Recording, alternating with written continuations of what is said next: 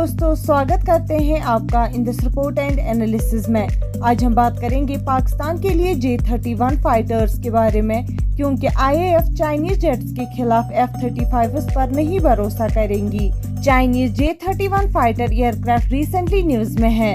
अभी तक ऑपरेशनल न होने वाले एयरक्राफ्ट की लेटेस्ट पिक्चर सर्कुलेट हो रही है।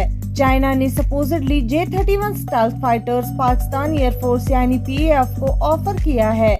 जैसे ही ये न्यूज आई, हाइपर एक्टिव इंडियन स्ट्रेटेजिस्ट्स ने सोचना शुरू कर दिया है कि IAF को USA के F-35 के अनलाइकली ऑफर को एग्जामिन करना चाहिए। J-20 एक स्टेल्थ फाइटर एयरक्राफ्ट चाइना द्वारा डेवलपमेंट में होने के रूमर्स है, लेकिन तिब्बत ऑटोनोमस रीजन यानी TAR के हाई ऑल्टीट्यूड एयरफील्ड से कोई सस्टेन्ड ऑपरेशंस की रिपोर्ट्स नहीं आए हैं। पहले 2 अटेम्प्ट्स J-20 को TAR में डिप्लॉय करने के फेल हुए एडवर्स वेदर कंडीशंस के कारण।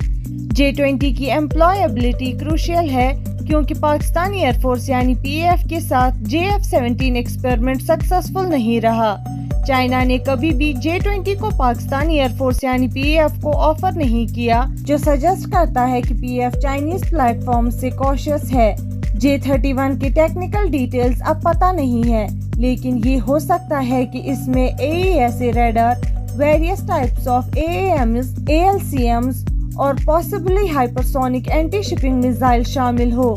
Chinese offer of the J-31 ज्यादातर अपीजमेंट ऑफर लगता है, सिग्निफिकेंट ऑपरेशनल वैल्यू के बजाय। J-31 एयरक्राफ्ट एक्सपेक्टेड है कि इसमें 9 हॉट पॉइंट्स होंगे, हर विंग के नीचे 4 और एक फ्यूसेलाज के नीचे एक AAR फैसिलिटी और एक कॉम्बैट रेडियस ऑफ एक्शन कम से कम 750 किलोमीटर मैक्सिमम लोड के साथ। J-31 को PLAF और PAF में इंडक्ट करने का टाइमलाइन क्रूशियल है, क्योंकि USAF ने F-35 के लिए QR से IOC तक 20 साल लिए थे।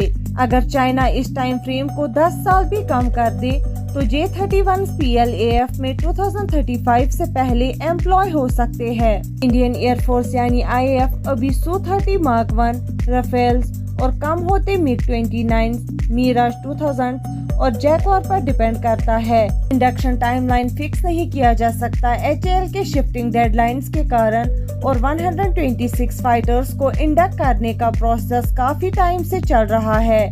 जो प्लेटफॉर्म्स लार्ज नंबर्स में अवेलेबल हो सकते हैं, उनमें F-21 और राफेल्स शामिल है, लेकिन F-15EX और F-35 तुरंत अवेलेबल होने की उम्मीद नहीं है। F-35 का इंडक्शन USAF और दूसरे EU नेशंस में उतना सक्सेसफुल नहीं रहा है। ऑपरेशंस के रिलेटेड सीरियस इश्यूज है। 2023 में USAF ने 6 F-35 क्रैशेस के कारण खो दिए।